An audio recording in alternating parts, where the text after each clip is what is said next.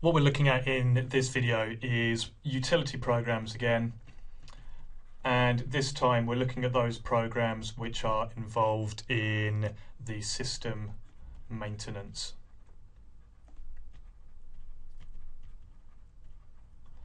And there's a huge number of programs which you can get to do system maintenance, and some of these are installed on the operating system which comes with your computer. In this case, we're going to look at the Windows 7 operating system. One of the things which you can get to look at is to show you the information of the system which you are using. So here we can see the system which I'm using at the moment, which is just a fairly inexpensive laptop, and we've got details such as the person who manufactured it, and more importantly we've got things like the installed memory, 4 gig of RAM, and that it's a 64-bit operating system. So someone who's about to install something onto the system and doesn't know whether to get the 32-bit or the 64-bit version can instantly see this is a 64-bit operating system running on a 64-bit computer, and the type of CPU, so they can see it's fast enough to run whatever software it is that I need, and that I've got enough RAM to install it. We can find further information out about our system and all the devices which are stored on it. So this here, I can open them up and see which display adapters I've got. I can see all the other devices, the processor and everything else on here. For example, on the monitors, it's showing me that I've got 4 monitors currently on my laptop. One of them's the laptop monitor itself. I can see that I have a standard mouse, I've got a graphics tablet here, I've got the touchpad, I've got a standard mouse, and I've got a trackball, so 4 different devices for inputting in, and I've got 2 keyboards, one on the laptop and one external keyboard. So every one of these devices, including what sort of hard disk I have and the USB external hard disk I've got connected. So the device manager will show me all the different devices which I have connected to the computer system. So in addition to seeing information about my computer and getting information, I can also get information which helps me diagnose problems and potentially helps me to fix them.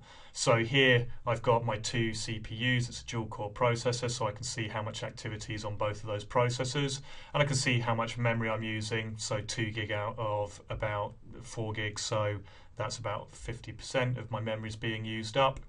I can also go to processes and I can see what processes are running on my computer. So if one of them's not working or not responding, I'm able to end that process or kill that process. If you use Unix, the command which you would type in is top, T-O-P, and you would get a very similar layout to this showing the process and the users which own those processes. Windows 7 also has a new tool for looking at the reliability of the computer and analysing problems which have happened in the past. And so if I go back to a period of time when my system wasn't quite so stable, I can see that on one of the days Windows didn't shut down correctly. If I go to another day, I can see that my tablet stopped working and a number of updates were installed, plus Windows didn't shut down again correctly, and this one here, something's gone unsuccessful to do with installing Python software. So I can get a good feeling for how stable my system is, and possibly over time look at continuous problems which are happening over and over again and see if I can then resolve them. The tools that we've looked at so far have mainly been involved in system information, so telling me about the system which I'm using, and they've been involved in the diagnosis of problems as well. We also have tools which allow us to clean up our computer, and an example of this will be a disk cleanup tool. And so what this tool here is doing is simply going through the computer, seeing if there's any files which are on the computer which it no longer needs. So perhaps if I've deleted a program and it's left some files hanging around. It can also go and delete system files which are no longer needed, and possibly go through the computer's registry to delete off things which are no longer needed there. Programs themselves, when you install them through the proper method, should also clean up the disk somewhat themselves and get this disk back to where it was before that program was installed. We can also run disk defragmentation software, which will make any fragments on the disk go close together so that they're all in one continuous area of the hard disk. And this hard disk here, which I'm using, doesn't have many fragments on because it's set to regularly defrag itself. However, if a fragmented disk is there, it's probably worthwhile defragmenting it so that your system runs faster. And the final type of tool which an operating system will often come with as a utility program is one to perform updates of the system. And this is a fairly crucial piece of software.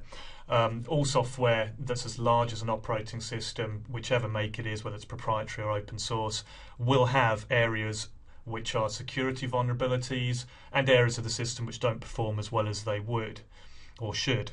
And so therefore, all operating systems, whether it's on a tablet, a mobile phone, or whether it's on a PC, need to be updated regularly. And the best way to do that is to set it to automatically do that for you so that you have the best and most up-to-date and most secure operating system.